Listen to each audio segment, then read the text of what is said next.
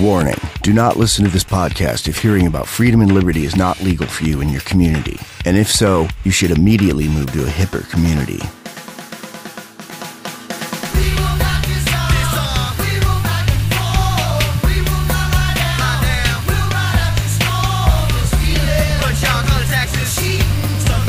Welcome to the Freedom Fiends Podcast, a weekly web lab where Michael W. Dean and Neema Vedadi cover the punk rockinist, hip-hopinist current events, as well as timeless universal truths about life, liberty, and the pursuit of happiness, because there's no such thing as half-free. The Freedom Fiends Podcast, available from freedomfiends.com. That's FreedomFeens.com. Freedom Fiends is proudly syndicated by Alterati.com and the Liberty Radio Network at LRN.FM. Welcome to the Vaporsmiths Freedom Hour with Freedom Fiends Michael W. Dean. Broadcasting from my windowless bunker. And Neema Vedadi. Go Freedom Fiends!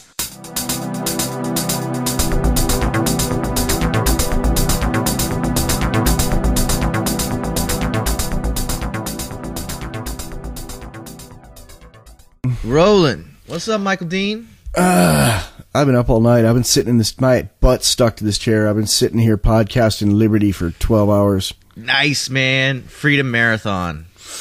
Good work. It's a lot of freedom. That's a ton of freedom, man. Yep. Yeah. It's, I did an Anarchy Gumbo with Justin Longo that's going to come out on Saturday. And I did a Ben Quaker. Ben and I were just chatting in the middle of the night for like 2 hours, and finally he was like, "Let's record this. I have to do a podcast today. You can be the guest." And nice. Then we're doing this. So for the next few days, LRN is going to be like 4 hours in a row of Michael Dean material at some point. You can't escape Michael Dean. He will be everywhere. You can't. I am nice. everywhere. Yep. Yeah, you called me this morning at like 7:30. I told you to, so I can't be angry. But that's probably the most peppy 7:30 a.m. phone call I've ever gotten. You're like, "Hey man, want to talk about freedom?" I know. I'm like, call me in a half hour. Yeah. I'm like, all right, I'll call you in 22 minutes. And then I freedom beaned myself. My wife left a pot full of beans and water, like in the sink, to soak, so we could wash it later. And I tried to move it out so I could dump out my French press to make coffee, and I spilled beans all over myself. Freedom bean. I freedom beaned myself, man. It was all and then it was bean water, so I was all like grossed out about bean water. But my goal was to make coffee, which is just another type of bean water. Yeah. So it was just a cluster frack, but I did get to drink my coffee, and I set up the Skypes and the mumbles, and we chatted, and now it's time to podcast. Yeah. Yep.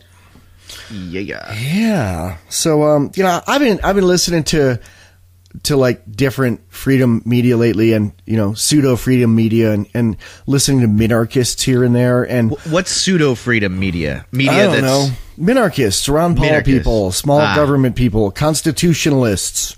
Okay, I like that. That's a good word for minarchist. I think that's more obvious. Pseudo freedom. Yeah, pseudo freedom. There's no such thing. It sounds a little bit too much like Sudafed. The feds might pay attention. There's no such thing as 9/10 free.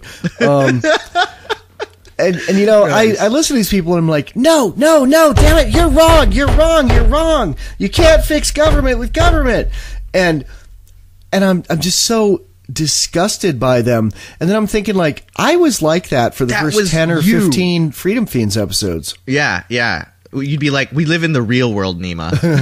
And I'm like, yeah, exactly. And speaking of which, we're going to talk about Stacy Litz living in the real world here pretty soon. The name of this episode is Libertarian Snitch. But stop snitching. That's but I listen to these minarchists and I'm like, how did you even listen to me and be my friend, let alone but like do a podcast with me? How did you do that? What? I'm confused. How do you mean? Like people you've talked to, you're wondering how they can know you. No, and still Neema Vedadi. How did you sit there and be my friend and listen to that crap? And put your name attached to mine doing a podcast that started out with me talking like that for 10 episodes. Because I'm patient, and I knew that that anarchism was correct, and I knew that you were smart, very smart, and so I knew that you'd get it eventually. And so I never worried, man. I mean, it's like I have a friend at work, and he said, "Oh man, I like your website." You know, when I was showing him Vaporsmiths, and I gave him the Freedom Fiends code, and he looked up Freedom Fiends, and he was like, "I am in fact a libertarian." And I look at him and I go, "Well, are you an anarchist?" And he goes, "No." And I'm like, "You'll be there soon."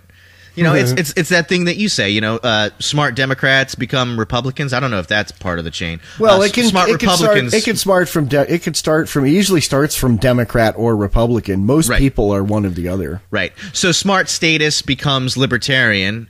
Then smart libertarian gets a little bit further and might be a minarchist. And then smart minarchist is going to be an anarchist eventually, at least in my opinion. Hey, I made up a conspiracy theory. Yeah. I heard some podcast recently. It was really funny. I think it was Stephanie Murphy was talking about conspiracy theories, and she was reading something someone wrote about how to make up a conspiracy theory. And it was like, take something that has happened that everybody knows about. It can either be from a long time ago or current. Find quotes by experts talking about it, take them out of context, whether they're for or against your theory. Make it for or against your theory the way you want. And then another one was like, have lots of blurry photos with big red arrows pointing at things that don't seem to be anything with explanations next to them. Okay, nice. Here's mine. Did you hear about the Georgia college student or high school student? Some girl has flesh-eating bacteria.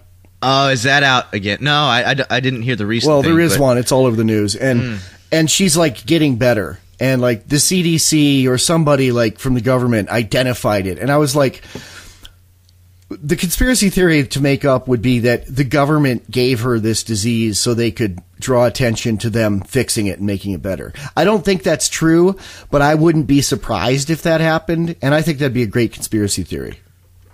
Yeah, yeah. Well, why don't you take some blurry pictures and put some red arrows on them and do a blog post? No, I'll leave that up to someone else. I'm too busy with real stuff. We could even interview a hippie and like have him talk about it. Or I could just find some doctor talking about flesh-eating bacteria that has nothing to do with her and just take it chop out of them up. context. Yeah. Yeah, yeah. I really like the quotes out of context thing.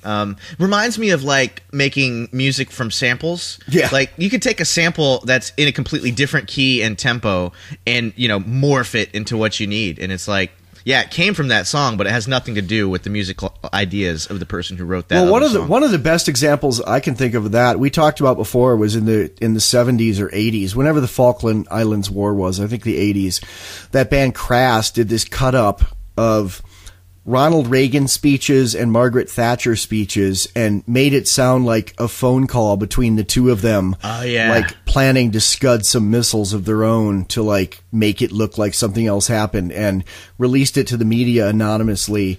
And everybody, including the U.S. State Department, believed it was Soviet Union of origin. Like it was propaganda from the Russians. Yeah, yeah. That's a great example. And it was just some hippie anarchist leftists in some cottage in England with two reel-to-reel tape recorders, you know? Yeah, and that blows my mind too, like reel-to-reel. Like, how did people even come up with that? I mean, I guess I understand it, but now sampling is just so simple, and it's like an obvious thing that you do, and there's stuff set up to do just exactly that. But you know who invented sampling and looping?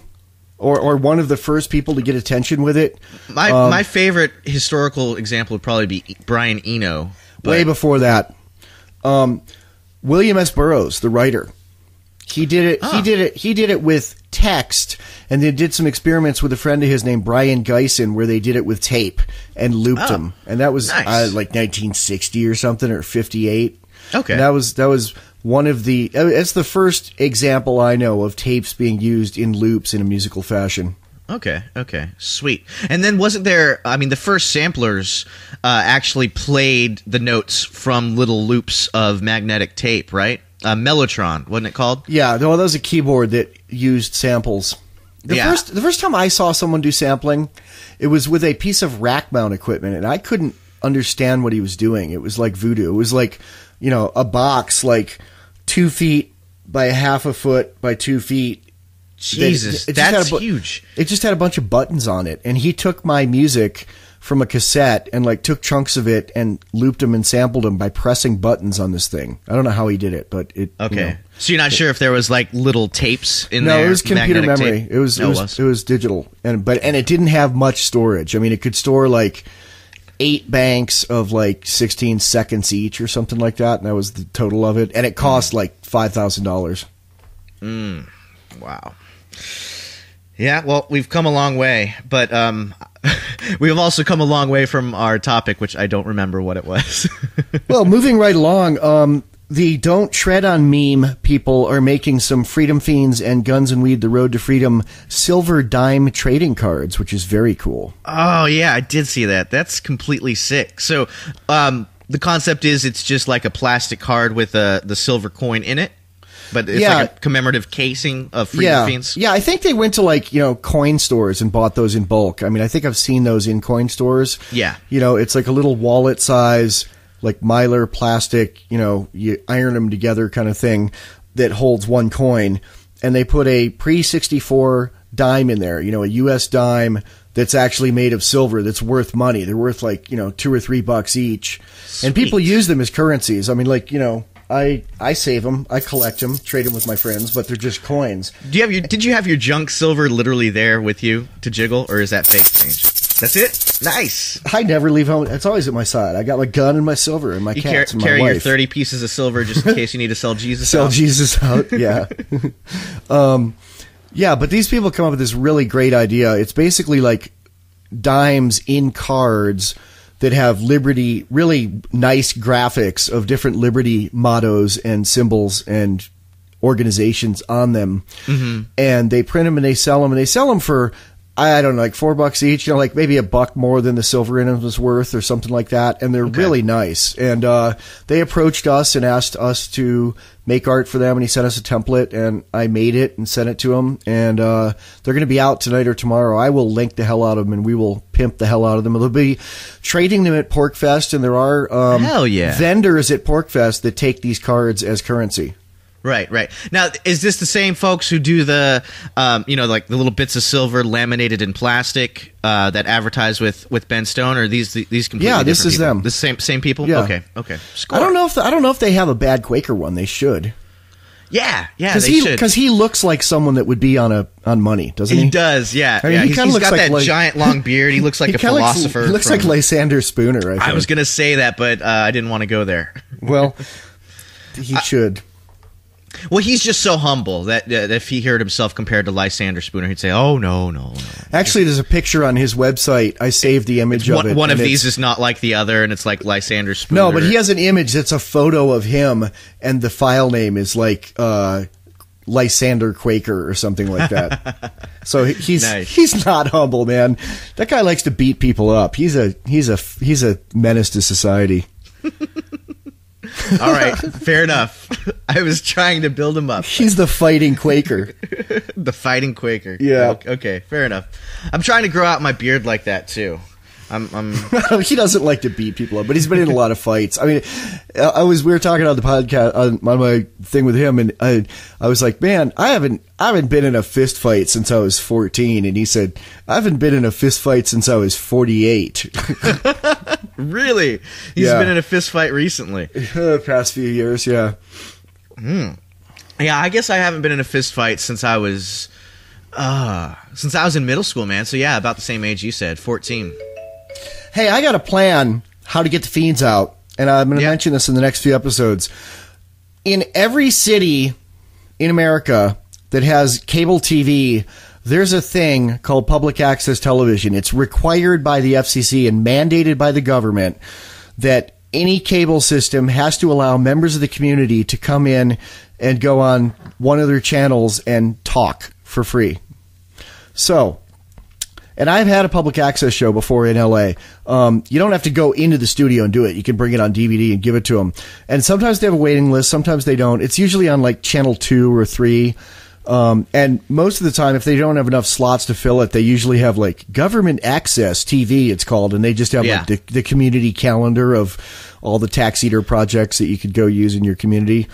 But you can get a show on there. So I think Fiends should get shows on there, and you can't have any advertising and you can't have any cussing, so you'd have to edit some of the shows, and then you could either just put up one still image that says Freedom Fiends. I don't think you can even put web addresses in it, or you could make a collage to illustrate what we're saying.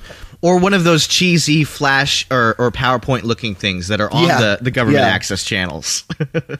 I know. They all look like they're made with like a video toaster, which is an analog like text generator. You know, the disclaimer at the beginning of South Park that says like none of these are based on real. Everybody that's imitated is imitated poorly, and there's like a little cursor blinking at the bottom right corner of it. And it's low res. Is that from text. a video toaster? That's from a video toaster. Okay. Yeah. Nice. Yep. Yeah. Well, okay, so here's the other thing about advertisements then. Because on those government access channels, they always like have like fundraisers and Easter egg hunts and stuff like that. I mean, isn't that advertisements? Couldn't we just put up Liberty events? No, it's advertisements for government events and community and church. I mean, you can advertise like church and community stuff on there, but you can't advertise like, you know, buy the Guns and Weed movie on Amazon. But why can't anarchists be considered a faith? And then we can say we have our faith in humanity instead of the state and apply for tax-free status.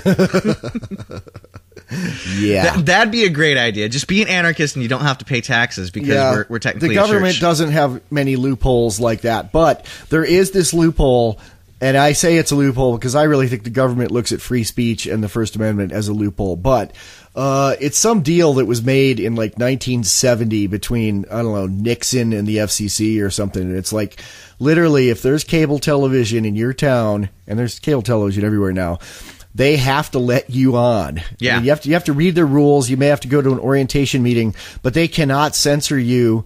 They can only censor, like, you can't have ads, you cannot do URLs, and you cannot have ads. Other than that, I mean, I've heard public access that's like, welcome to the Nazi hour, and, you know, welcome to the Black Panther hour. And it's like, if they can have that on there, we can be on there. We can have fiends, yeah. So get the fiends on your public access in your town, and you will get your name on the golden floppy disk of redemption. Well, I should totally do it in Austin, man. And people actually watch the public access in Austin, because usually there's some pretty funny stuff to either like watch and laugh at, you know, as haha, that's so ridiculous, or just to, you know, what stoners and drunks and frat boys watch late at night, just to and if they can only give you a slot at 3 a.m, take it, because that's when the weirdos are watching TV that need the fiends. It's when the people who aren't your 9 to 5 human drones are watching TV. Hey, you know, there's a Cheney-loving right-wing think tank called American Enterprise Institute. Have you ever heard of them? Oh, yeah. They are heavily pimping and advertising, and I'm getting ads everywhere on Facebook and everywhere for their new book on how to save America. You know, but it's called The Road to Freedom. And it is showing up on my Facebook. It's showing up on other fiends' Facebooks because of the name of it. It's a good thing, man. It's a good thing, because Republicans are going to go looking for that book on Amazon. And they're going to find Guns and Weed. The Road to Freedom. They may not buy it, but they will know it exists. Yeah. They will know that those two are both parts of freedom. Or at least they won't know it, but they'll know that some people believe that and are pimping that. So I wanted to call this episode Release the Nanites. Do you know what that's a reference to? Nanobots that take over the world. And sort of. It's in the movie iRobot. I watched that. Half paying attention to it. It was like on in the background during this Thanksgiving. Yeah, at the end they release the nanites. It's the microbots to kill the central computer that's making all the robots kill people. It's interesting, man. Like all these movies, like Will Smith's movies, you know, he always plays some kind of Fed cop or Fed goon or that saves the world, or, you know, army guy or something that saves the world. And he's always battling some kind of tyrannical overlord, corporate entity or government or foreign invasion or something. Yeah. That to me looks like the state. And in the end, you know, he always defeats this thing, and then it goes back to like the government protecting everyone. In the last scene of all his movies, you know, the soldiers are always high-fiving themselves because he saved us from this thing that looks like the state. I can't wrap my head around how like leftists, and he is an Obama humper, big one. I can imagine, yeah. How these leftists and statists can be so, like, they don't get the allegories that they're acting in. Because And in this, we were going in circles when I had talked to my statist friend on Facebook, my friend from college, and he was on this too. He was like, so you're saying, the strong would control the weak and it'd be like feudalism. And I'm like, no, feudalism is a government. That is a state. That's somebody controlling you and owning you instead of you owning yourself. He's like, well, okay. But so you're saying that states or private people would just control other people. Without a government, we wouldn't have this. And it's like, no, you can't say we need a government to prevent things that are exactly like governments from forming. That's ridiculous. I know. It's like you say, effing for virginity. It's having sex for virginity. But some people just don't get it. There's something in that movie iRobot where Will Smith goes into this house to find out. It's early in the movie. He's trying to find out the mystery of why the robots are going bad. And, that movie's based on a short story by Isaac Asimov from the 50s. I'm wondering if that movie Westworld is based on that short story by Isaac Asimov, because that's about robots going bad that are supposed to help people. But anyway, there's a scene in that movie where he goes into this house, and it's like a smart house. Everything's controlled and computerized. And the computer bot system realizes he's in there to try to do something against the system of robot power. And this like giant wrecking claw comes out of the back of the house and starts destroying it. It does what a wrecking crew would take like 2 days to do to level a house. It does it in like 90 seconds or less. And I was thinking, like, I'll bet the government would love that every house is mandated to have that claw built in.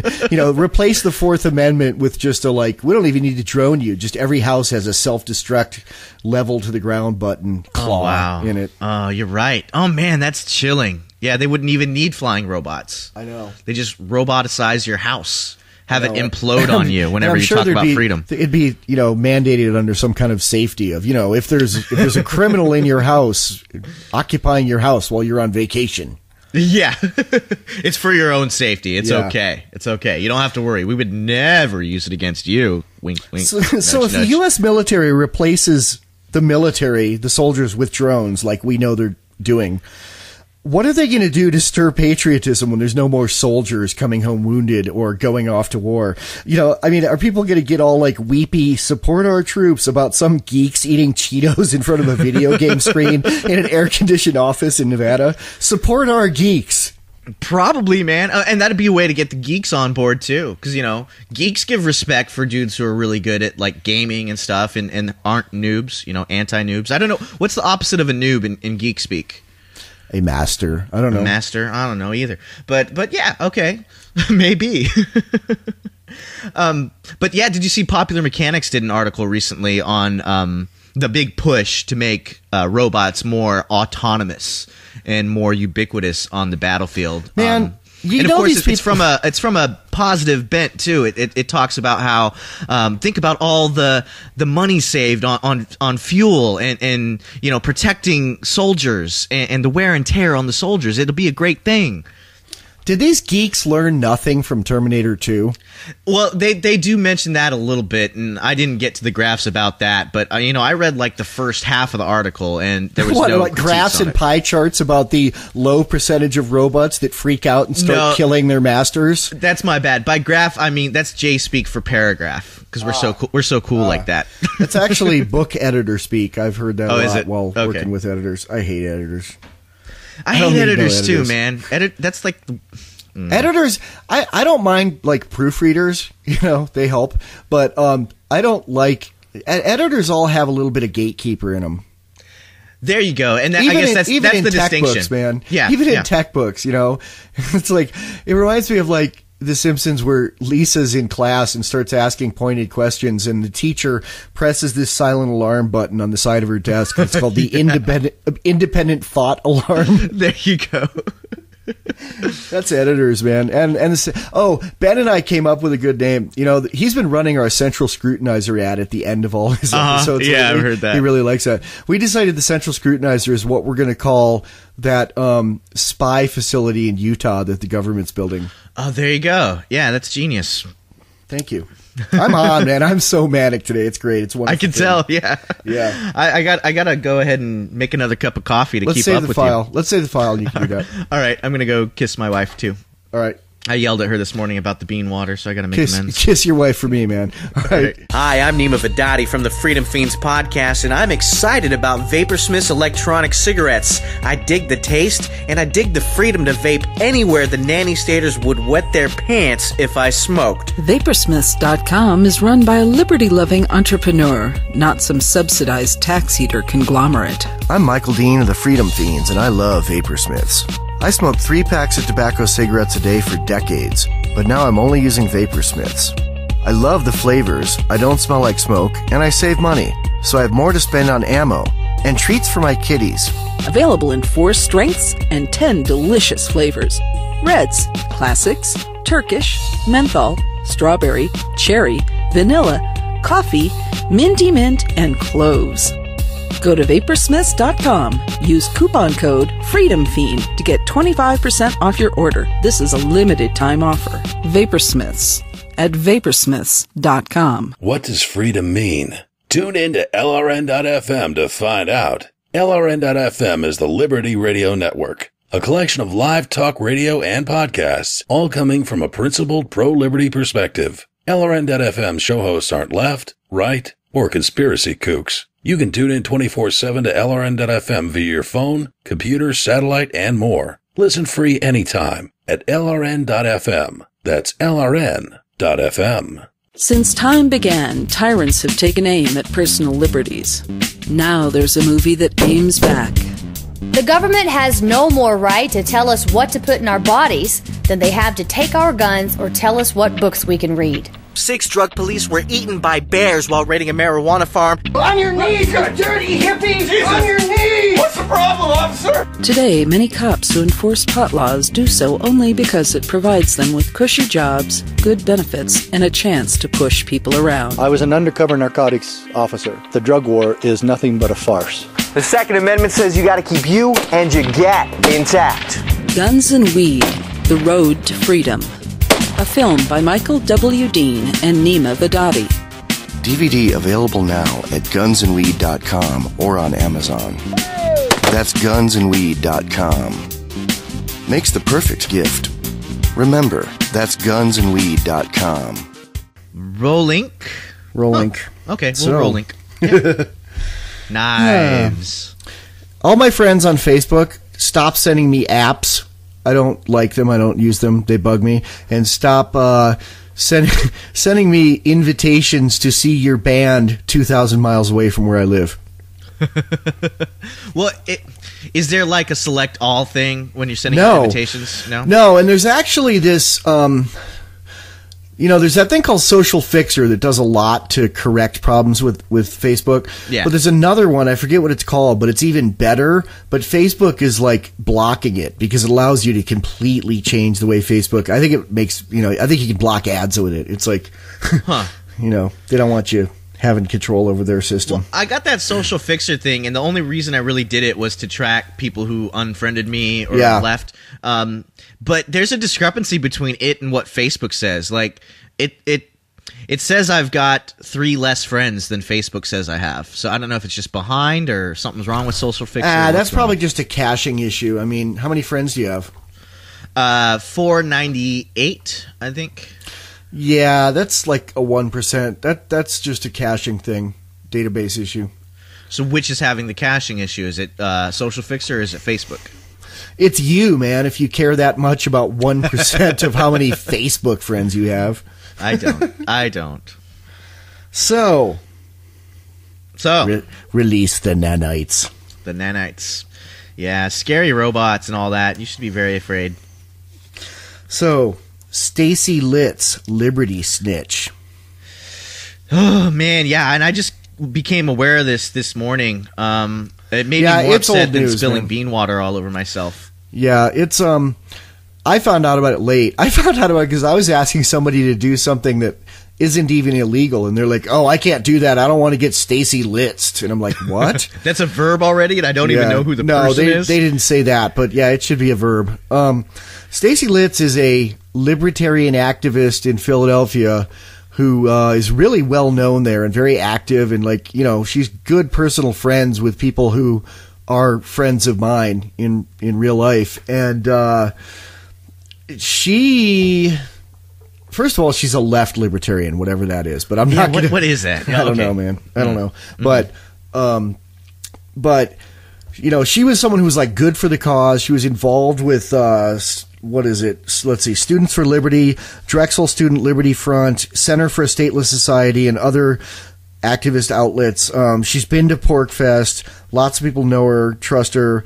You know, she's a well-liked member of the community. I'm reading somebody else's words there. Yeah. She bought a bunch of drugs on Silk Road and was selling them, LSD and MDMA, large quantities, like over 1,000 hits at a time, and got busted. Didn't even ask for a lawyer. I think that's her first mistake. Well, I think her first mistake is selling drugs, and selling drugs to people she didn't know. Yeah. And but I think her first really big mistake was, I mean, I wouldn't sell drugs, so I think that's a mistake. But I don't think there's anything ethically wrong with it. But I think that her first mistake was not asking for a lawyer. She got arrested. They sweated her and said, "You turn in a bunch of your friends and help us bust them, and you won't go to prison."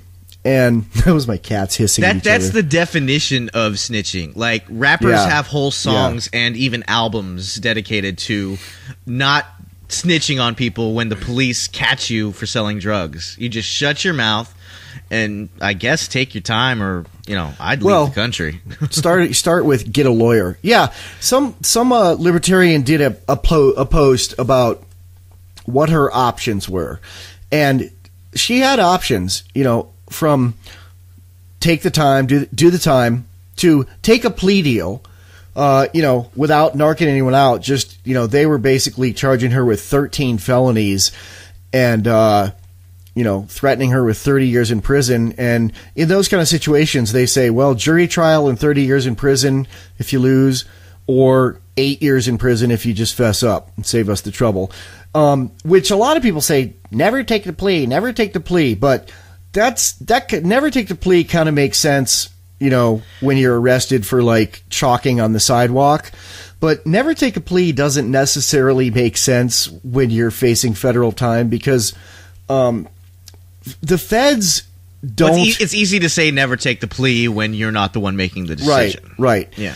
And again, it's interesting too. Like a lot of the, I'm damning her for what she did, but I got to say that a lot of the people who are damning her for what she did are people who sit around blogging and podcasting and on the radio 24/7 saying, use Silk Road, buy drugs, sell drugs. It's good. Never take a plea. You know, I mean, you know, she's impressionable and she heard all this stuff. But then again, she made decisions. Her first big mistake was talking to the police. Talking to police, which I feel like everybody should know that if you're a libertarian or a freedom lover of any sort. I mean, you should have seen that video. I don't remember the professor's name, but this dude, a law school professor, gives a lecture explaining to you in detail the reasons why you should just shut your yap if you ever get caught for anything. Yeah. Don't tell police things. Their job is to get you to say things so they can use it like the conspiracy theorists. They can take your quotes out of context. They can put them in their narrative. And so anytime you talk, you're giving them fuel. You're giving them material to use against you. And it didn't even work out for her. Here's what happened. She got 3 of her friends busted, you know, set up buys or sales to them, knowing that she was going to let the police bust them. So she actually narked that to that extent. She didn't just say, yeah, so-and-so does it too. She said she helped them catch so-and-so? Yeah. And, like, tried to go above and beyond and, like, had someone she knew in a different state send her marijuana from a medical marijuana place and brought it to the police and said, hey, and I did this too. And they actually said, that would be entrapment. We can't use that one. But she busted 3 of her friends. They're going to go to prison. And on one of the warrants for one of her friends, there was enough detailed information about her. It didn't have her name, but it was like enough information about her that they figured out who it was and outed her. I mean, she got busted in like September, and she, you know, ratted people out over a few months' time, and they figured this out like 2 weeks ago, and she was outed, and she's like internationally shunned now. Okay, it gets worse. Because of that, she can't bust any more people, and the Fed said, well, well, you didn't bust enough people, so your deal's off. So she ratted all these people out, and she's probably going to serve her full sentence. Wow. So there's a lesson in not helping the police. But it goes even further. After she got the people busted and before she was outed, she blog post about these friends of mine got busted and named them and said, the drug war is horrible. These kind of things need to stop happening.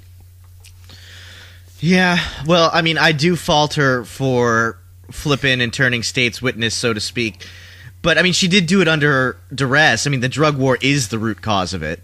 So, I mean, I can see that. And it seems kind of disingenuous coming from her, obviously, because she became a tool in the drug war. I mean, if something like that happens and you firmly in your heart believe it's wrong, then you don't do it. I mean, and that's easy to say, like you say, sitting here, in our comfort of our own homes talking to mics. Yeah. But, I mean, we have to say what we're supposed to aspire to. And I'd like to think if something similar happened to me, I guess I'd let him stomp me in the nuts, or I'd lie to them. Maybe I'd act like I was flipping on somebody, but just give them fake information.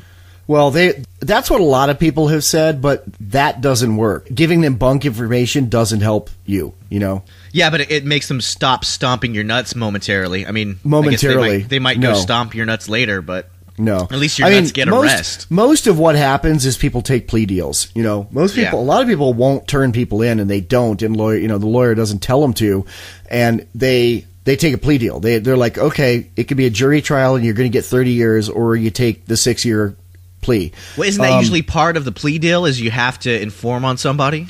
They try to do that, but in a lot of cases, people don't have anything useful to roll on, Mm-hmm. They know one person that they buy their drugs from, and that person heard they got busted and just won't return their phone calls.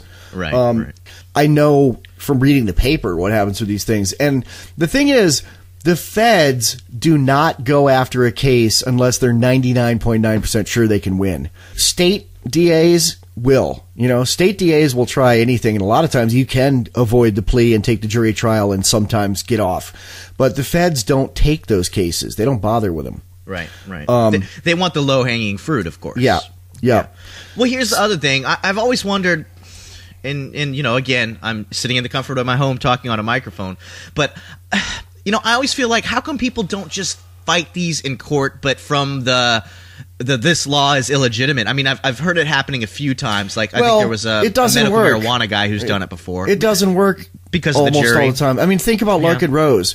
Larkin Rose had irrefutable proof that he had found a loophole in their system and took it to court, figuring he'd lose. And, the prosecutor explained to the jury, well, he's right because it says this, this, and this in our laws, but then they threw him in jail anyway. So juries are just too statist to ever hope for anything else. Yeah, because libertarians duck out of jury duty. And they shouldn't. But voir dire, jury selection in federal cases is much less of a crapshoot than it is in state and local and county stuff. They control the thing more, even more than state courts do, and they get statists on their jury. Right. Yeah. That's. This is the Central Scrutinizer. We're working very hard to spend your tax money to keep you from hearing things like freedomfiends.com. That's why we're very upset about freedomfiends.cz. Freedomfiends.cz is a Liberty Media archive of Freedom Fiends material hosted in the Czech Republic. Freedomfiends.cz is outside the jurisdiction of the Watchers, who employ me, the Central Scrutinizer, to keep you from hearing things that might make you think. My fellow Scrutinizers and I do not want you to visit freedomfiends.cz. Do not visit freedomfiends.cz. I don't even know what to say. That's just completely upsetting to me. And I've always wished that we had some kind of semblance of a fair legal system to where the state wasn't the almighty God and you could actually argue and use logic against your attacker and your accuser. But good luck. It doesn't seem like we do have that at all. Especially with like rappers and gun charges. I've always felt like if you're Lil Wayne and you're a multi-millionaire and the cops say, well, he carried a gun, you can't buy like a Johnny Cochran to argue that the law is ridiculous and that you should have the frickin' sack. It's written there in the law of the land. I mean, why can't a lawyer just point to that and say, now, jury, the definition of infringement is infringing on things. Yeah, the right to keep and bear arms shall not be infringed. Now, is the state trying to infringe on the accused? Yes, they are. So you must acquit. And Ben Quaker points out that the word infringe literally means to even touch the fringes. Yeah, exactly. So it's like, yes. It means it can't even come near messing with your right to keep and bear arms. Right. If you even talk about, well, no, then that violate free speech. But so, I read a post where someone talked about options that Stacy had that she didn't exercise, and again, they're terrifying her in some cold, dark room somewhere and probably not letting her get up and pee and doing whatever, sleep deprivation, whatever they do. They couldn't have done sleep deprivation in 6 hours. She was out of there in 6 hours. And she's blogging about this still. She started a blog called, like, Victims of the Drug War, or Victim of the Drug War Victim. She was a drug war victim up until when she snitched. And then she was an aggressor. I mean, once you join the team that is aggressing, guess what? You're an aggressor. Right. And here's her. First of all, if she had a good lawyer, she wouldn't be blogging. She's blogging from she's tweeting from the courthouse, from the cop shop, from the Fed, where she's having meetings with the feds. She's sitting there in the waiting room, blogging about it. Any good lawyer would say, shut the F up, don't do that. Yeah. But and some of the stuff she posted this yesterday. For every person who's making the personal comments about me, I've thought long and hard about your comments, and I have more dirt on you than you'd like to be made public. If you keep using these horrible situations in your advantage, if you keep using my horrible situation to your advantage, I know if I release these goodies to the public, people will be mad at me, but there are certainly others who are close to me who haven't had their reputation tarnished by working with the state. So she's threatening to snitch on more people if they don't stop talking about her? Yeah, and she's trying to make herself into a martyr or a hero. She says, I'm facing 13 state felonies. How many libertarian felonies do I have? Then she says, and this is really weird. She says, my boyfriend has never been to Porkfest and wants to go. I have a car. This could be an easy way to end my life. Yay. Is she talking about going to Porkfest and killing herself? I have no idea what that means. She could have gone underground. She could have left the country. She could have taken her time. She could have taken a plea.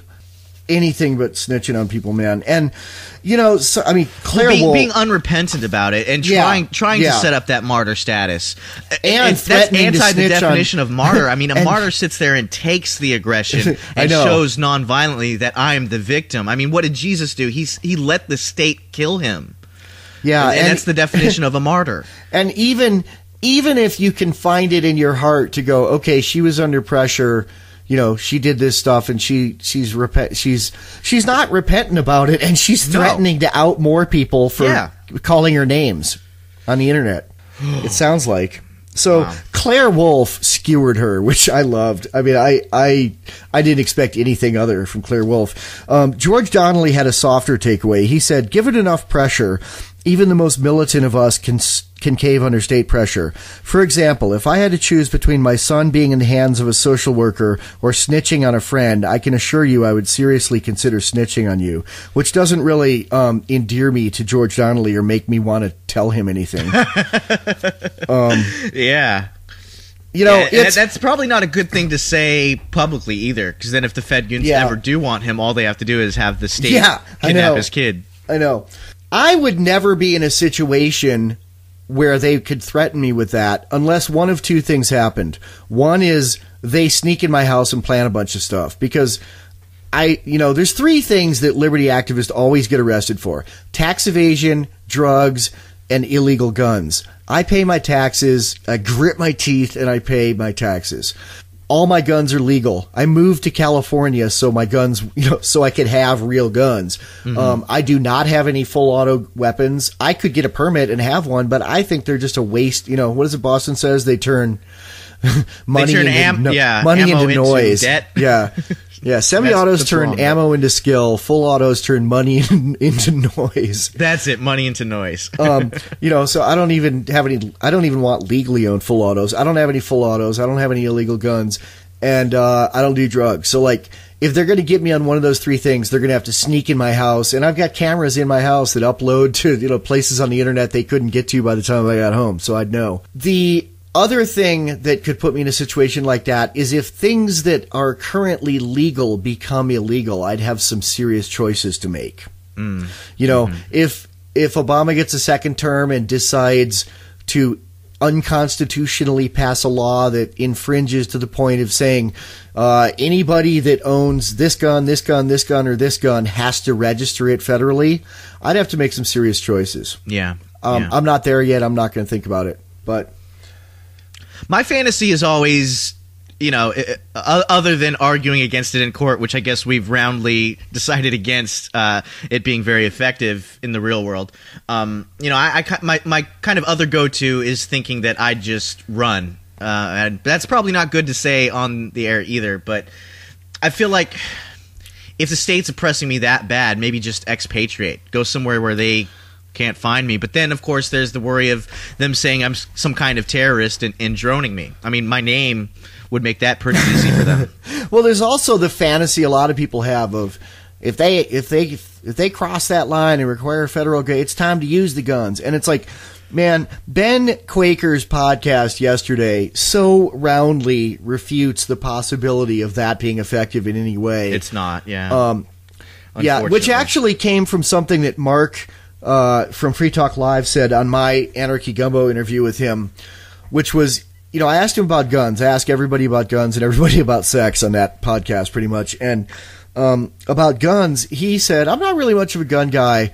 People say you need guns for freedom. And his explanation, which I'd never really thought about this, he said, even under Saddam Hussein, people could own full auto AKs, and in Iraq they can still own full auto AKs, and it didn't stop any of the tyranny.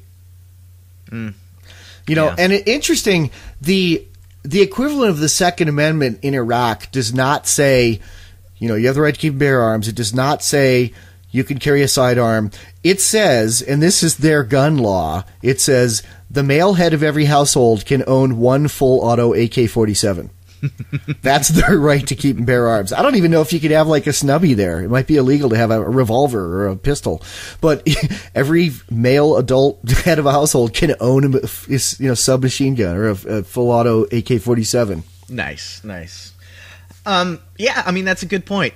The state has more guns, more weapons than we could ever hope to use our arsenal. Even if you have, a very respectable libertarian arsenal, it's not going to do much against a SWAT team with a tank and calling in drones for support and all that they have.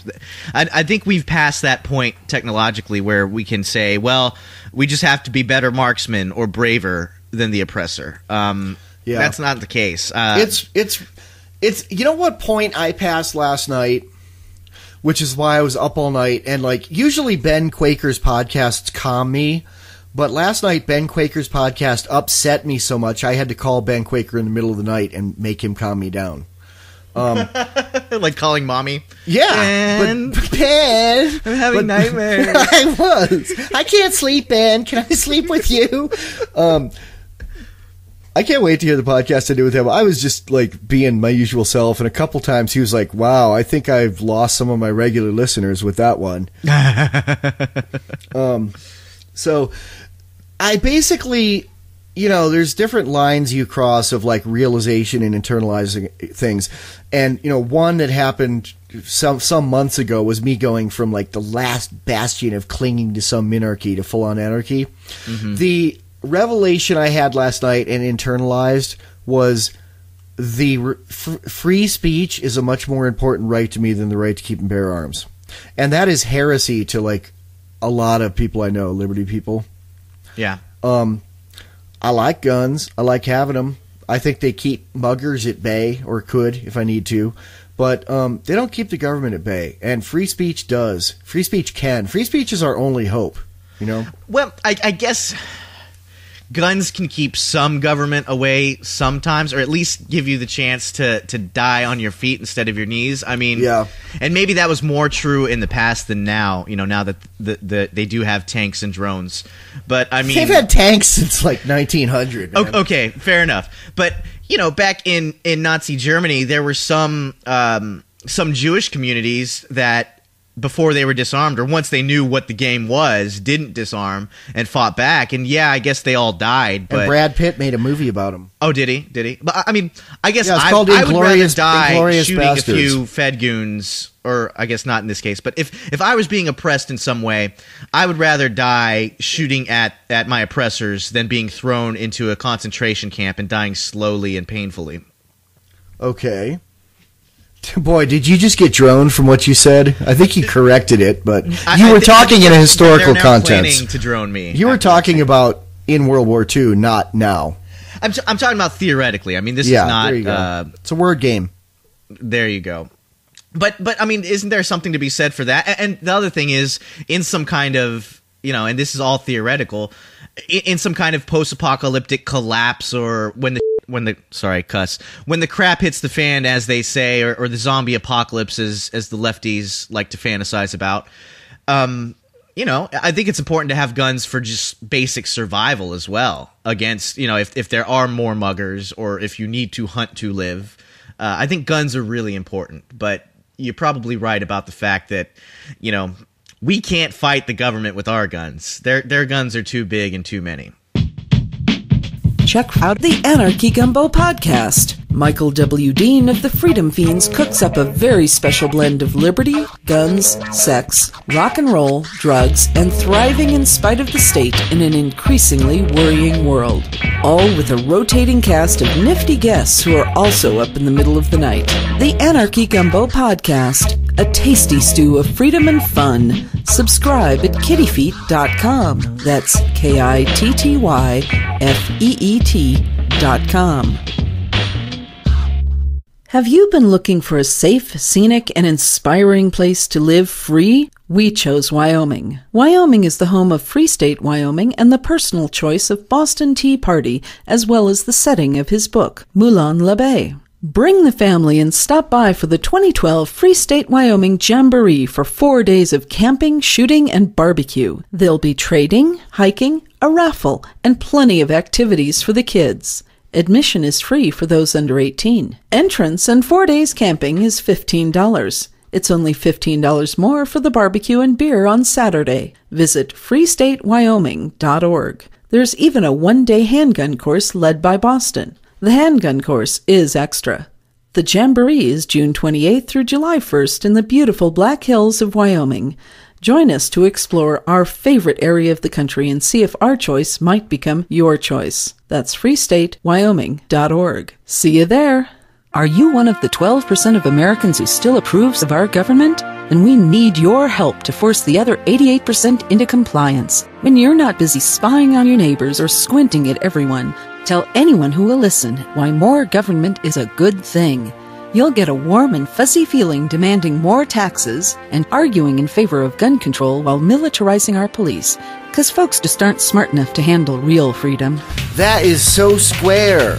Check out the additional Freedom Fiends show, Freedom Fiends Live, every Sunday on the LRN.FM streaming feed or satellite radio. Broadcasting live and worldwide from a windowless bunker inside a mountain near an undisclosed location in the rural Wild West of the occupied states of America. Freedom Fiends Live expands on the Fiends' weekly Wednesday podcasts, but now we're kicking the hornet's nest live. Talk back to the backtalkers every Sunday from 5 to 7 p.m. East Coast time. From the makers of Guns and Weed, The Road to Freedom. Freedom Fiends Live. Call in soon before we get droned. Rolling. Yeah. So, Neema. What's up? We had a big flub. We're going to do our last 10 minutes over. So, read this part on page 4 of what someone said. Someone close to her said. Yeah, and this is a good point for the next part of our tearing down of Stacy. What's her last name? Litz. Getting Litz. So, someone close to her posted this. The worst part is that Stacy wanted for no one to find this out. She wanted to go on as a figure of light and a source of goodness in the movement, despite handing her friends over to the police state. Stacy has been trying to avoid all consequences for actions throughout this. She tried to get out of jail by putting her friends in her place, and now she is pleading for everyone's sympathy by sugarcoating her true part in all of this so people won't ostracize her. So what do you think about that, Michael? I mean, it sounds like, like if she had successfully narked out enough people to not serve any prison time, which always should look strange to people when someone's arrested for something big and they don't serve any prison time and they don't go to court. It's like Slim Thug says, yeah, your lawyer's all right, but you ain't got it like that. Yeah. I mean, basically saying, okay, you got out already for all the drugs you were holding. You snitched on somebody. You did. So it sounds like, based on like her blog posts, it sounds to me like she did want no one to find out and to go on being a beacon in the liberty movement, Like, how would you sleep at night, man, if you had, 7 of your friends in prison for what you did, and then you're still, speaking on the panel at PorkFest about how bad the drug war is and how liberty's great or something? How would you sleep at night? Well, as McBain said, on a pile of money surrounded by beautiful women. I listened to Sex, Lies, and Anarchy last night, which is just getting better and better, and their audio quality is getting better and better, partially because I've sent them notes on what microphones to get, but and tips. But I was listening to them last night. They were great. The podcast episode has a picture. The icon for it is a stop snitching sign. Stop sign. Someone's written. And then they usually open with some other song, but they opened with this different song, and it was that white reggae one-hit wonder guy from Canada. What was his name? Jamaican guy from Canada, white guy. It was that song called Informer. Oh, Snow. Yeah, the white rapper. Informer. She does.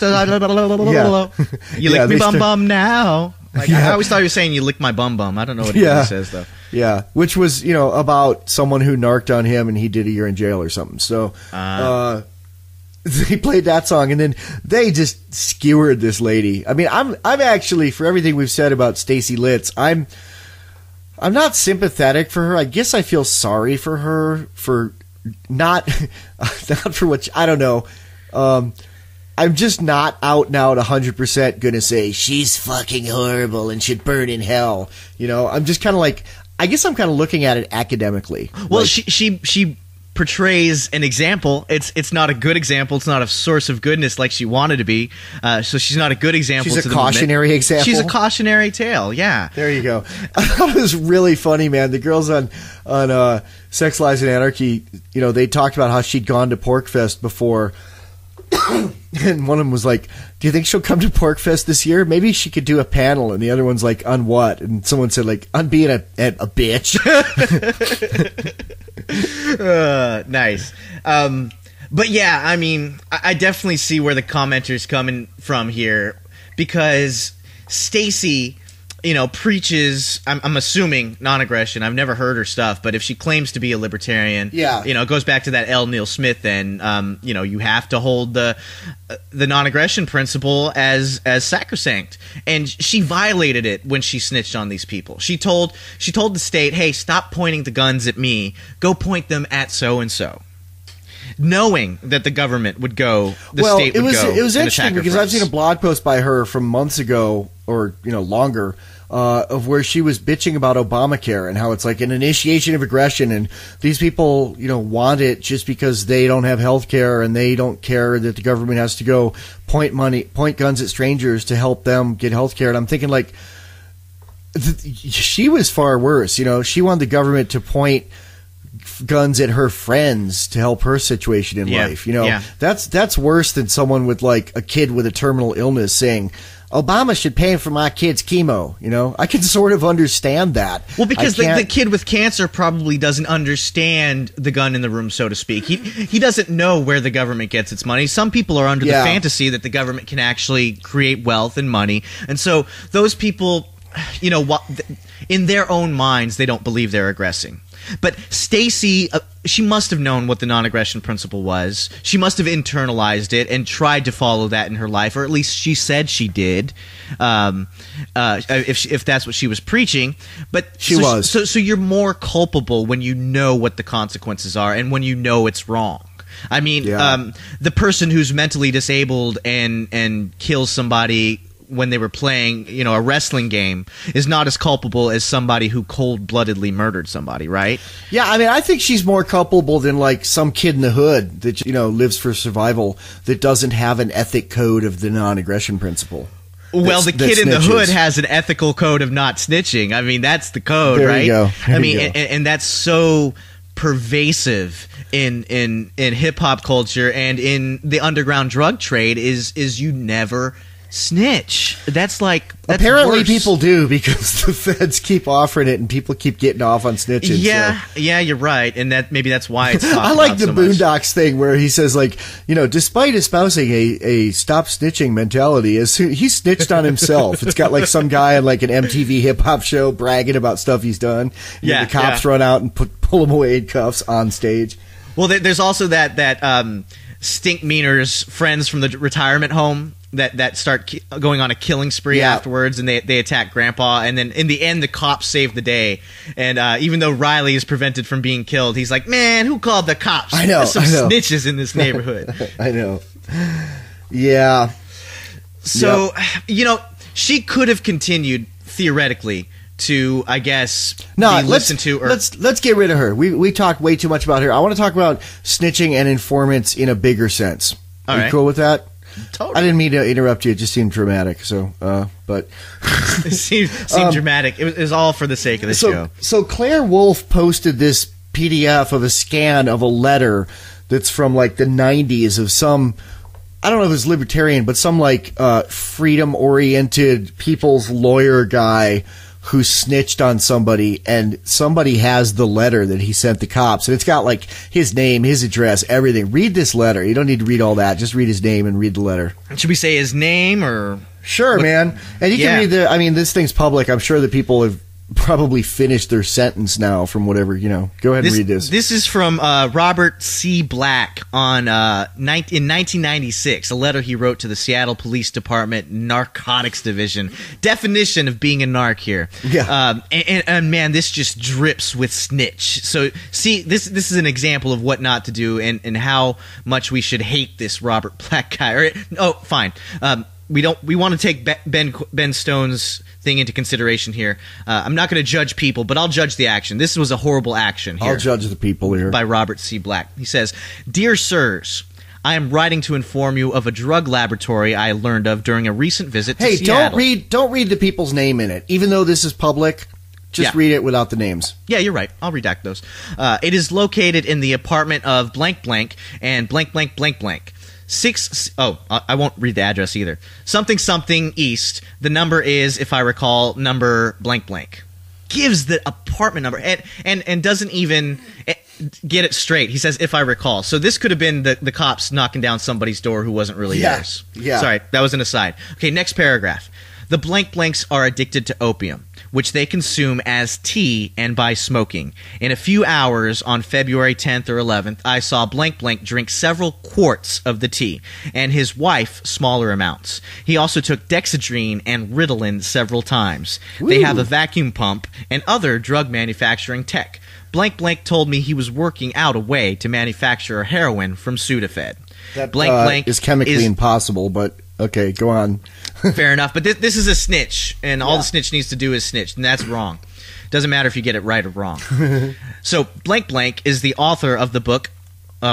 People will know if he's the author. Should we redact the name of the book too? Don't. Okay. Yeah, redact it. Is the author of the book Something Something for the Something, which explains how to grow opium and how to produce it from the fresh plant or from seeds obtainable from artists' supply stores. His own consumption is so huge that he must be growing it somewhere. I enclose a copy of parts of his book. He also publishes a magazine, Something Something a Something, under an alias promoting the fraudulent acquisition and recreational consumption of controlled drugs. Should you ever pay the blank blanks a visit, you should know that they keep an M1 rifle leaning against the wall near the computer. Ugh. Tells the Fed goons where the guns are. Can you believe that? Can you believe that? So, I mean, this is nothing new in liberty activist movements. I mean, even going back to the 60s, you know, the Weather Underground and all those organizations were totally infiltrated. And going back to, like, you know, it's not a liberty movement, but the communist movement, you know, they said that the Communist Party in America would have gone out of business except for all of the membership dues paid by FBI members. You know, one question that this is bringing up in a lot of commentary on this is, you know, who else is a snitch? I mean, I was even trying to talk to a couple of people recently about a radio project that was legal. And, you know, I mean, this is how I found out about Stacy. Someone was like, oh, I don't want to do that because I don't want to get Stacy Litz. And you know, and there's, like me, people are thinking I am, you know, really, seriously. First of all. Well, that's the thing about Stacy Litz is she was, you know, I don't want to say a card-carrying member, but she was respected in the community. Yeah. I mean, she was a media producer. People trusted her. It's not like she couldn't point to her archives or whatever and say, look at what I wrote. Look at what I said. You can trust me. It's the same thing with us. Even though you can go listen to Freedom Fiends and hear us talk about non-aggression and being anarchist all day long, air day, that doesn't mean that we haven't been, you know, caught on something and that now we've turned state's witness. Well, that's the thing. Well, we haven't. First of all, I make it a point not to know about any illegal activity. When anybody on the internet even starts hinting in my vicinity, if they're posting on a friend's Facebook wall about anything about like, it's time to take up arms or even hinting, you know, even saying like, well, I think the line in the sand is close to being passed, I delete them. I block them. I don't want to talk to people like that. Yeah, and also if you say the line in the sand is close to being passed, I think it was about 200 years late. Yeah. It was the Whiskey Rebellion, man.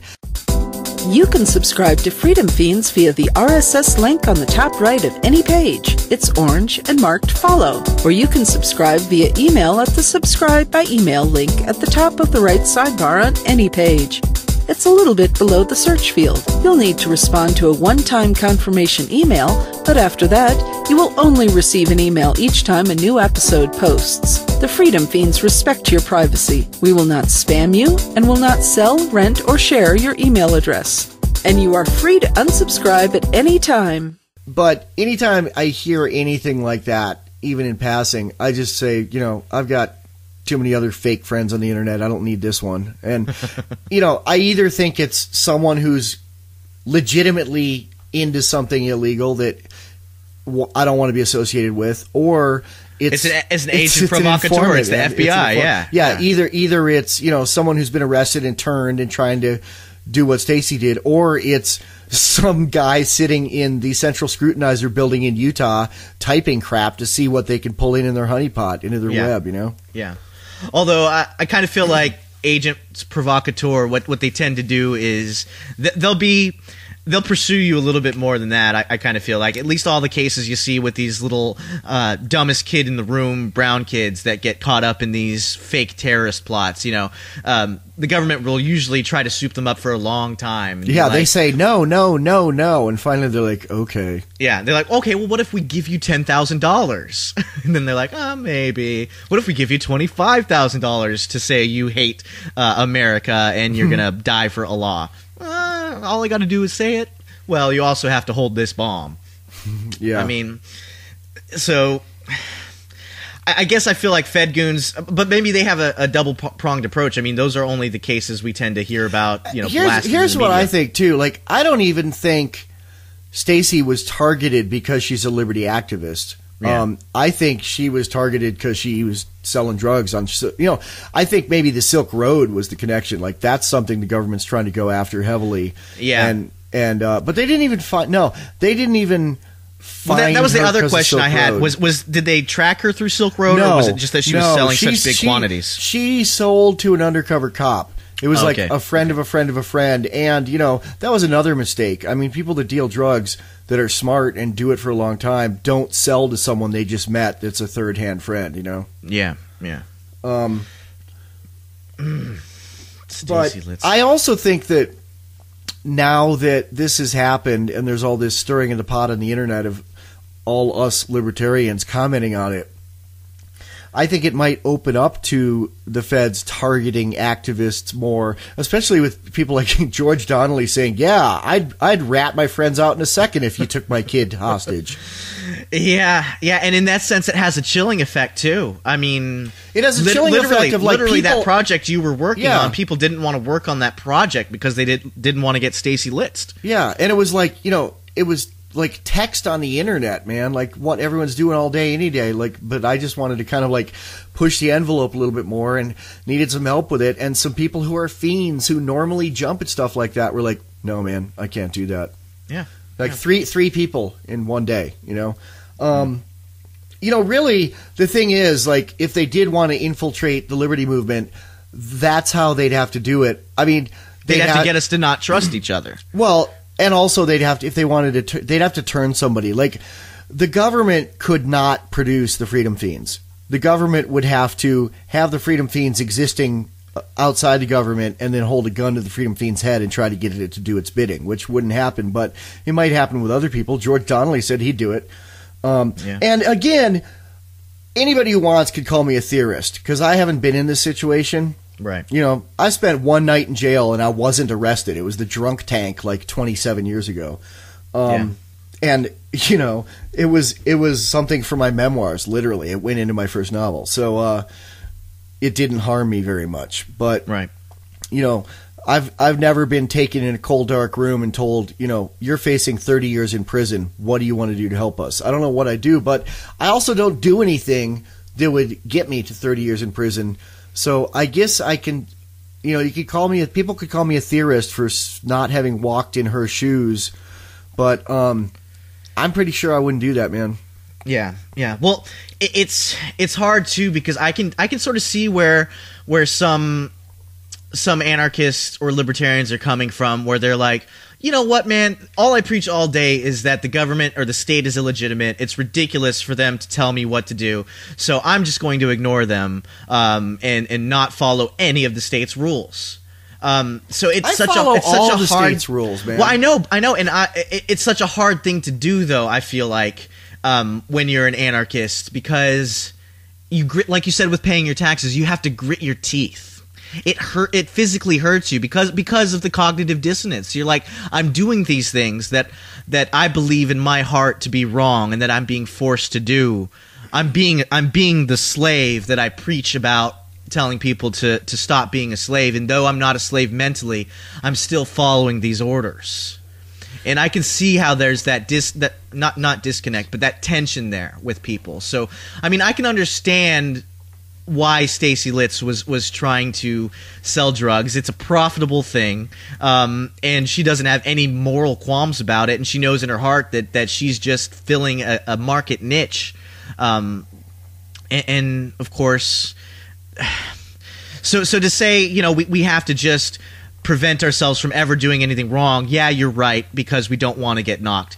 But I think it hurts. You have to grit your teeth to do it. Well, I think George was right in the one thing he said of, like, you can't be a public agorist, Yeah. You can't be an activist and living in an underground economy. Well, see, because here's the thing. Like you said earlier, the only way they would get you is if they planted something, or if they made something illegal that was already legal, you would have to make some tough decisions. What if free speech what if they did get rid of free speech? What if they said, well, you have to have a license to post content on the internet? Would you stop posting content on the internet? I don't know, man. I'm not asking you to I could give up my guns easier than I could give up my free speech, and that's like heresy to half the. We just probably lost half our listeners, but I use free speech every day. I've used it for like three episodes in the past 12 hours with 3 different people. Well, so what would go through your head if Obama said you have to have we've got this new Hillary Clinton's going to head it, it's this new department, and you have to get a license to post content on the internet? What would go through your head? I'm glad I taught 4 or 5 people how to use Mumble so we can speak encrypted. Okay. We won't post on the internet anymore. We'll use carrier pigeons.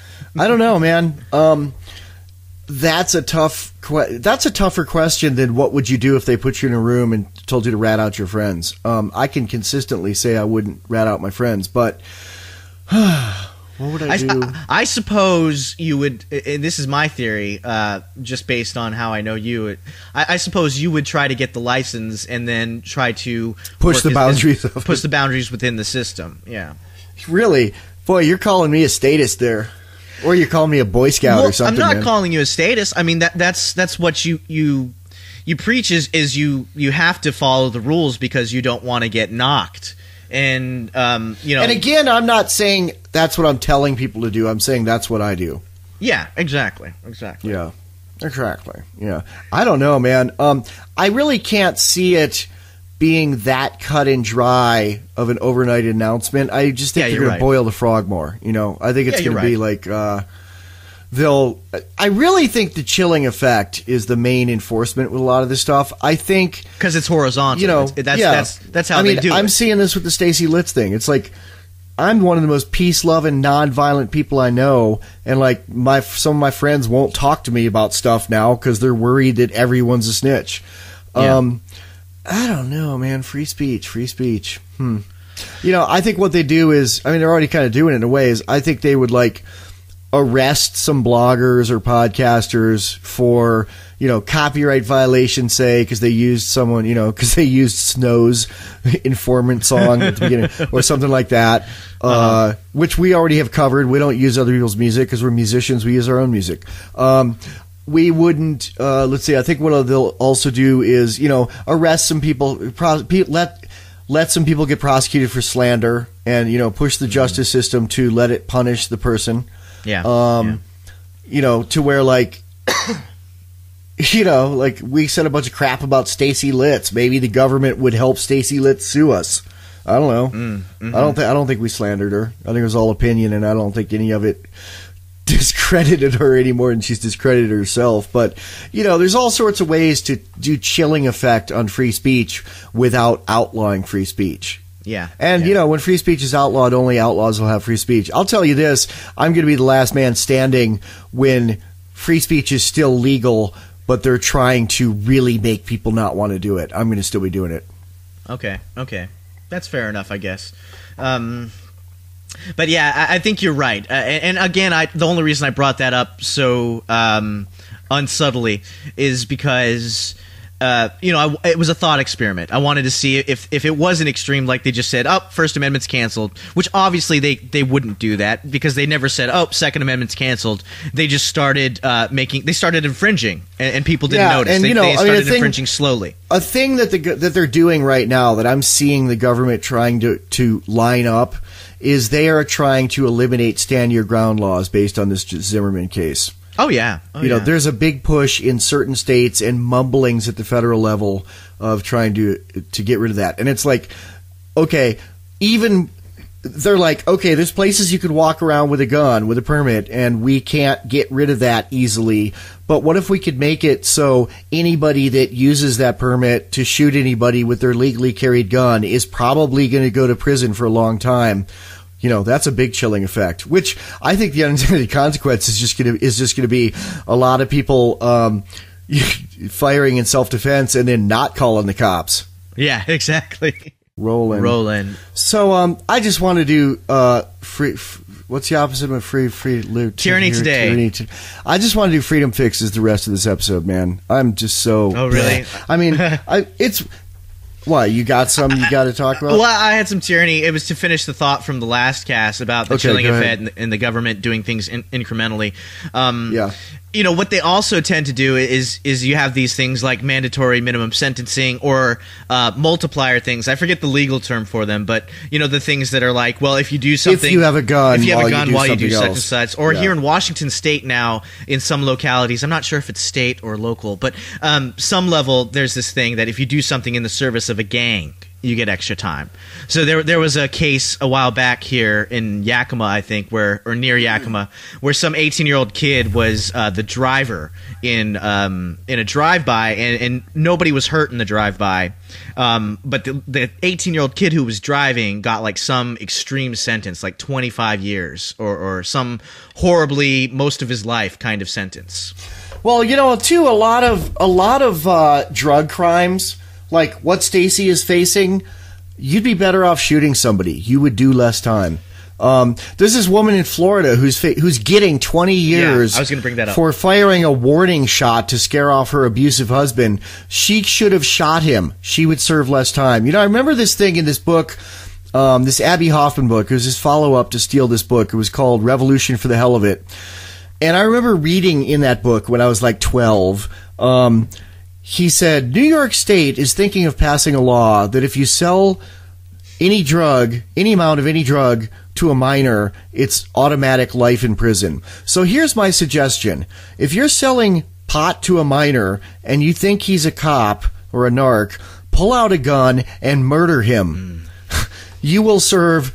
and he did the math on it, and it's like something like, possession of the gun, murder of a kid, possession of the weed, and it added up to like 17 years in prison. Wow. It was an interesting thought experiment. Yeah. Oh man. Yeah, you're right. Maybe we should do some freedom fixes. Okay. I mean, I've got to do them. I have 20 pages of tyranny we could talk about. I mean, I sent you the pod notes last night, and 2 hours later, I had to send you a revision because so much tyranny had happened in those 2 hours. But I just want to skip it all, and there's two things I want to talk about. One is about this great review we got of our movie. Do you want to pull up Amazon, our page for the movie? Yeah. And the other is, we had a user question from Brian about equipment, and he said, I loved you guys talking about gear. I'd love to hear more about it. And I always smile after talking about gear. Me so too. I think we should end. And let's end with that. Okay. So the review on Amazon is from a top 10 Amazon reviewer, which doesn't sound that cool, but it's literally like Amazon rates the reviewers on the quality of feedback that they've gotten for the reviews. Yep. This guy is in the top 10 of all the millions of reviewers on Amazon. And that's open source. That's not Amazon people sitting in a back room saying, this guy says things that are good. It's you can actually, you can say... The people have spoken. Right. Because under each review, you'll see it says, was this review helpful to you? And it says yes or no. So based on feedback, you can be a great reviewer or not. Yep. So, and this guy, is this guy Carl. a friend of yours, or? Okay, I'll say it. I went to school with him. Okay. But he still liked it. So go ahead and read it. All right. This is from CF Hill, or CFH, Hall of Fame reviewer, top 10 reviewer. He says, Guns and Weed is an interesting and well-made documentary-style video that uses current events, music video interludes, interviews, and satirical sketch humor to make the case that the right to keep and bear arms and the freedom of ingestion should both be considered rights. This is firmly made with a libertarian outlook and will certainly not appeal to, and might even offend, those with strong leanings either to the left or right of the political spectrum. From a purely informative standpoint, the video presents a lot of history on both gun control and the war on drugs, going back to the founding of the country, through Prohibition into modern times. While I am an active supporter of the Second Amendment and involved in shooting sports, I never gave much thought to the ban on pot, since I don't have any interest in that drug for my own use. I did find the history presented and the shocking legislative ties to the ban on marijuana based on severely racist propaganda eye-opening and verifiable. From an entertainment standpoint, this was a well-produced, lively, lots of shooting, and laugh-out-loud funny in places. There are some disturbing images scattered throughout, so be warned that this might not be appropriate for younger viewers. I firmly believe that it is important to look at an issue from as many sides as possible before making my mind up about an issue, and this video does provide a good bit of food for thought. CFH. Nice. Yeah, man. Thanks, dude. That was a good review. I really liked that he used freedom of ingestion like it's a thing. Didn't you make that up? I think I made it up. I mean, it's always hard to say because there's so many things out there in the anarchist ether. But I used to always say, even before I was a full-fledged anarchist, that if the founding fathers could have foreseen the future, and because I sometimes feel like many of them wouldn't have even thought that the state would ever do something like ban a substance. I think if they could have seen the future, they would have strengthened their scribbles on paper. They would have not signed the Constitution. They would have made the Second Amendment hassle doctrine, which is if people do things you don't like that tyrannize you, you get to shoot them.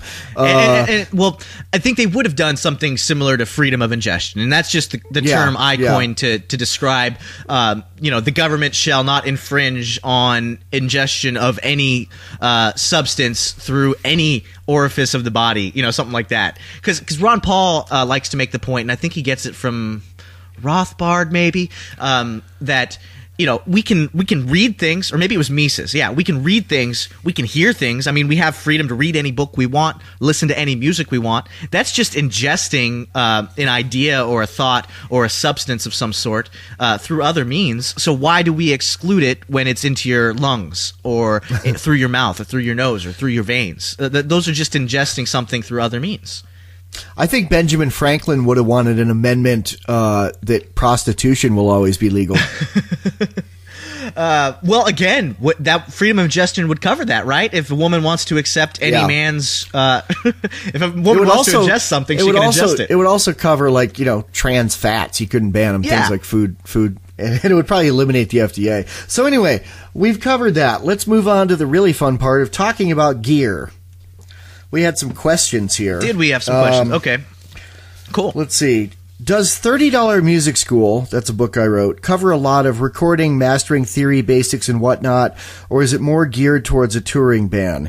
If I'm one guy with a laptop and a USB interface, playing guitar and bass and looping drums, doing this as a hobby, will I get a lot out of it? Yes and no. It is aimed at touring bands, and there is really basic stuff on mastering and things like that, but a lot of it's out of date. I mean, the software stuff in there is out of date, but the overall recording techniques aren't. But then again, I've learned a lot more since then. I think you'd get a lot out of reading that book, but then reading all my blog posts on audio production would be more useful than the audio recording parts of that book. That book's really more about how to scam your way to the top. What I tend to find useful, I mean, not scam your way to the top. It's really just about how to book tours, how to get people to notice you on no money. And coming from a standpoint of before the internet, which would be even more useful now, combining it with the internet. Oh yeah, And I was just going to say, whenever there's something that I don't know how to do in the studio, I YouTube it. I YouTube tutorials, and I'll YouTube very specific things, and often I'll find somebody who posted a video of that exact thing that I want to do. Right down to I wanted to learn how to make a dubstep bass synth, how to create one. And there's a guy I found who does a video blog on music called Boy in a Band. He's this long-haired British guy. He's really funny, and he'll go through the steps and show you exactly what to do. He uses Reason, which I use Reason, but I'm sure you could find somebody using whatever software or pretty much whatever interface or a very similar interface to whatever you're using. Speaking of educational things, I have a new video project coming up. It's a series on gun techniques and self-defense techniques. I am not the instructor. I'm the producer. But I've already actually pre-sold this series to MVD. They are putting it out, and I'm filming it this weekend. And the guy I'm filming it with is coming down to spend a few days at my house, and he is going to be the guest co-host on Freedom Fiends Live this Sunday because Neema's going to be out of town. So if anybody has gun or self-defense questions, they can call in on Sunday. Score. So he's going to do the co-host of the show for you. Going to fill in my spot? Yep. Awesome. I'm glad we got live sitting in the room with me on a second microphone. I haven't ever done that. Yep. That's pretty sweet, man. Yeah, I'm going to be out of town. Me and the wife are going to go on a little outdoor vacay for her birthday and enjoy the nature and then luxuriate in a hot tub at night. So it's going to be a lot of fun. Nice. So I guess the final answer to my, should a musician who's a solo artist read that book? I'd say absolutely. And I'm not even trying to sell it. You can probably go find it on Pirate Bay. All my books, I think, are on Pirate Bay. But I didn't put him there. Well, I feel like the thing about music is there's no information that that won't help you. Like, I feel like music is such a giant thing to tackle. Like, well, there's also theory, there's gear, there's touring, which, you know, I feel like I'm pretty good on gear, but there's always stuff I want to learn. And, you know, I did have a setup where I did have a live show in Austin every Thursday night for a month or two. It wasn't my own show, but I got to play at it, and that was a lot of fun. But I don't know how to tour. I don't know how to book tours or find promoters or do any of that stuff. So, you know, a book like that would be great for things that you are missing if you're missing those kind of aspects. Well, I would even say of the 3 books that I wrote, $30 music school, $30 film school, and $30 writing school, I would say there's stuff that would be useful in all 3 of them to people of all 3 of those disciplines. Filmmakers should read the film book and the writing book, and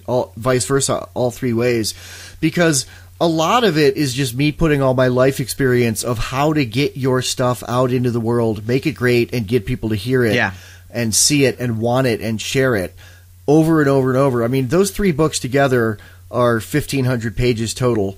And, you know, somebody actually suggested that somebody should have bundled those 3 $30 books with my DIY or Die How to Survive as an Independent Artist video and call it $99 Art School.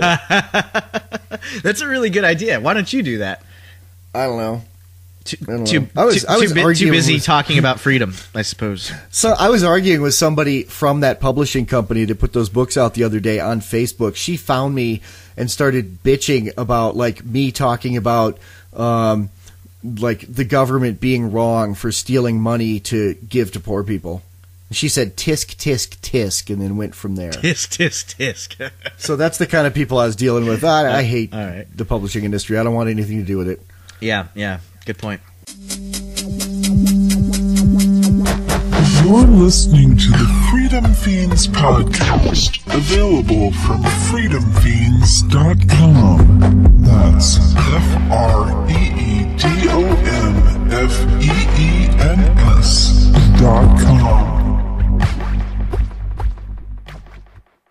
Yeah, one specific... I'll read them. Okay. There's only a little more. One specific question on multi-tracking guitars. Are you doing multiple mics on the same amp, or are you doing repeated takes just using one mic, or are you doing some of both? You've seen me record. You can answer that. Yeah. Michael does repeated takes with one mic. Or do you change... I want to know that. Do you ever change mics? Nah. No? Okay. I mean, in the studio, we have... When we have a budget, we have time... I don't know. I do stuff fast and dirty, and it sounds pretty good. I guess I could slave over it more and get more tonality and differences and, you know, really nuance in it, but I don't really do that. I'm pretty good at getting a good basic sound and writing great songs and singing well to where I just want to get it down. And I can do that really well. It's not sloppy. It's like better than most people crafting at it for years. But, I never did much with mic placement. I use the same mic. I use a little amp for guitar and for bass, and I use the same mic for both. Yeah. And on the other end of the spectrum, there's a really great Nirvana documentary, and there's even different clips on YouTube of Butch Vig producing the Nirvana Nevermind album. And one of my favorite parts is he's breaking down Smells Like Teen Spirit and soloing different tracks, and he shows us what he did with the guitar track. And he had Kurt play the same riff, exactly the same. I think the same mic, although he doesn't go into that, but different guitars. And then he solos each track, and they all sound completely different, and none of them alone sounds like the guitar in Smells Like Teen Spirit. And then he just he solos just all of those guitar tracks, and I think it's like 6 or 7 or 8 of them, different guitars, panned in different ways and different volumes, and plays them together, and that's it. That's the iconic sound. And so that's the other end of the spectrum, I guess. Yeah, and he asks for bass. Are you miking a bass amp or recording direct into your art preamp? I mic a bass amp. If I still had a big bass amp, what I did in the studio with Bomb, which had a really incredible bass sound live, it was rarely captured correctly in the studio, but on one record I think it was. And what we did was we were recording to 2-inch 16-track tape, which has a really fat sound to begin with. and I was using an Ampeg SVT and miking it, but also splitting the signal, and on another track also recording the direct sound and then mixing them. Okay. I've got a question about when you record bass. The reason we did that is because the direct sound gives the really bottom heavy punch that shakes the room, and miking an Ampeg SVT gives you a kind of grungy sound. So you end up with the best of both worlds of like this booming, shake the room sound that also has a real edge to the upper quality of it. Yeah, I was just going to ask you, how do you EQ your bass, and do you EQ the tracks differently, leaving one bigger on the high end and one more crunchy on the one bigger in the low end and one more crunchy on the top end? Well, I have a really good trick that someone taught me, and this is one of about 2,000 tricks like this that are in the book $30 Music School. And I am not selling that book to sell it. Like literally, the film school book sold really well, and I'm still like paying my mortgage off it like 10 years later. The music school book didn't sell, which is interesting because it's actually almost a better book. It was my second one instead of my first one, and I'd learned more about writing and had learned more about technique with art in general. But I think it's like filmmakers are willing to learn and musicians don't want to be told what to do. I think that's why it didn't sell as well. But there's a trick in there, one of the many tricks in there that's really good, is to get a really raging guitar sound. Most people just turn the fuzz up, turn the distortion up, and turn the amp up, and then, have it recorded or double track it, playing the same thing. What my friend said gets a really more like in your face crunchy sound is turn it till it's distorted, and then turn the distortion down a little bit so it's a little bit cleaner, and then record 2 or 3 tracks playing exactly the same thing, and it ends up sounding really raging and punchy, but cleaner and more distinct. Okay. Yeah, because that's an important distinction to make. And you pan them a little bit, not full pan, but 10 and 2. Yeah. And that reminds me of a thing that the boy in the band tutorial guy says. You want your stuff to sound dirty or grimy, but not muddy. You want it to be edgy in a sense of sounding not like elevator music, but at the same time, if you go too far, then it can just sound messy and muddy, and so you gotta toe that line. Worms. So talk a little bit more about your recording process. Things we haven't talked about before. My recording process? Well, yeah. I guess I would have to ask, recording what? The things I record are, I record vocals. I record hook vocals and verse vocals for rap songs differently. And so the way I record rap vocals is, it depends on the mood I want for the song. Sometimes I double track and try to be exactly the same, or doubled or even triple track. And I just try to do it exactly the same so that my voice sounds fuller. And I'll even pan a little bit. So I'll pan, 10% left, 10% right, so it's got a little bit of a stereo spread. And then my overdubs, I'll hit the rhyming words, or I'll hit words even for internal rhymes. So not just the rhymes at the end of the bar, but rhymes in between the bar to create sort of an extra layer to the rhythm. So I'll usually, when I record vocals, I have at least 3 tracks. 2 main tracks of the main part, and then 1 track that's overdubs. I've been experimenting with something called ad-libs, which is just like, the yeah or the or whatever. I'm not that good at it yet. Some rappers are really good at it. Like Eminem's really good at it. Young Jeezy's really good at that. Just kind of like, think of them as like drum fills that you add after you've recorded the drum track. I remember one thing that I had you do when I was kind of producing you rapping on the Guns and Weed rap songs. Which you produced. You produced the vocals on that, right? I don't remember me panning or mixing the vocals at all. No, you did all the vocal production. I produced you recording them. I didn't produce mixing them. You mixed it, but I mixed it. Yeah, okay. You were.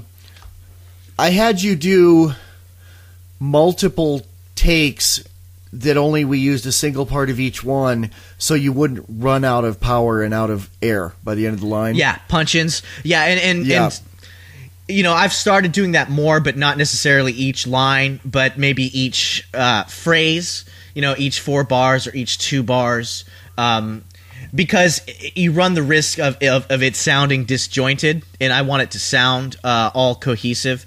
So there's another balance you need to toe there. I have friends, a friend I used to rap with back in Austin, and that's the way he would write as well. Like he wouldn't even he wouldn't write down 16 bars and then just record it line by line. He would rap a line, think about and stop and think about what he wanted the next line to be based on how that would sound, and he would just punch it. And he would just write and record line by line in that manner. Yeah, I was just laughing because I was thinking about the Anarchy Gumbo ad. I don't know if you've heard it. I put it in a few Freedom Fiends later. It's basically the intro to the Anarchy Gumbo podcast with some of the words changed a little bit, and then at the end says where to find the podcast. But I did it while DJ was at work, and it was like I needed to have her record one line, and it was check out the Anarchy Gumbo podcast. I needed to record her saying check out the, and then everything else I already had recorded from different stuff. From that intro to the podcast, and from like her saying something else about it. Oh, from the end of that podcast, it says, available at kittyfeet.com. So I used that and that, but I didn't have her saying check out the, and Free Talk Live needed it. It wasn't really a hard deadline. He's like, I could have waited till DJ got home, but I was like, I made it a challenge. I was determined to create DJ saying check out the, and I went through all of this audio of her from different things we did for, that other radio network we were on for a while, and on some Guns and Weed stuff. And I took her saying check and her saying out and her saying the from like 3 completely different sources and put them in, and it sounded really awkward. So what I did was I panned them so it goes check and it's all the way in the left, and then out and it's all the way in the right, and the and it's in the middle, and it made it sound like an intentional effect. Right, exactly. Making things sound like an effect. Yeah, and I do that too. All the time. Not necessarily with recycled audio. But that's a technique that rappers use all the time. If you've got some space, too much space between your last rhyme and where the next bar starts, just repeat that the first word of the next bar over, and it sounds chopped. So put it on like 4.3, one beat, 1/8 note after the 4, and just repeat it a few times, or repeat it once so it sounds like duh, duh, it stutters. If anybody here has listened to that song by my band Bomb called If I Were a Girl, which is like an 18-minute opus that we actually created without the drummer, and it's one of the best things we ever did, and the drummer nixed having it on the record. He said it didn't go anywhere, and because it didn't have him in it. Yeah, it had a loop of him and then some drum machines over that, but it's an amazing song. And it's the same riff over and over and over, but there's all this stuff layered over it, different vocals and different sound effects and different breaks. And one of the things is near the end, there's some really weird audio stuff. And what it is I didn't even know he was recording. It was like we took a break of me doing the vocals, and I was checking my phone messages on my cell phone and playing them back over the speaker. And then I had a dictaphone, and I was working on my first novel at the time, and I was like, what the hell is a dictaphone? A dictaphone's a little handheld tape recorder. Oh. It's got like a tiny cassette tape in it that people use for like dictation to give to their secretary. Before the H2 existed. Yeah. Okay. And I had my dictaphone back then, and I was mumbling like ideas for my book into it, and then recording them and playing them back and listening to them. And there's like 2 or 3 minutes of that near the end of the song that the engineer recorded surreptitiously and then put a bunch of effects on, and it sounds really strange, especially where I'm rewinding it. Sweet. And it really works in the song, and it kind of draws you in and makes you like listen, and you can occasionally hear parts of what I'm saying, and it sounds spooky out of context. Like one part for sure I remember is thanks for telling me what's on my mind, which was like a sarcastic line I was having my protagonist say to some girl that was bitching at him. Nice. And so yeah, there's that. I think we're at the end of our recording limit here. Our end of talking about recording, or our end of recording for the show? Yeah, both. All right. So we'll talk more about it later, yeah. Send more questions, especially for Neema. I think I was a little heavy on answering these, but if you have more questions about recording, send them in and we'll answer them. Definitely. All right, is that's it, man? Huh? That's it. All right, worms. Peace. Hello, Freedom Fiends. It's your boy Dean from the U.S. Get the U.S. out my bloodstream. I own me and that include endorphins. No one won't ask permission and I won't say please. Freedom fans, one fact that I gotta make clear. The Freedom Fiends podcast is covered by a Creative Commons Attribution Share-alike 3.0 license. Do what you want with it and spread it around. Tell 2 friends. Make copies. Email it to everyone you know. Go on the site and comment. This is a conversation. Every week, we'll have an exciting new episode where Michael W. Dean and Neema Vedadi weave their own unique take on the way the world works and how to find your place in it. Available from freedomfeens.com. That's FreedomFeens.com. Freedom Fiends is proudly syndicated by Alterati.com and the Liberty Radio Network at LRN.FM. Subscribe and tell 2 friends. And remember, the only power they have is the power you allow them.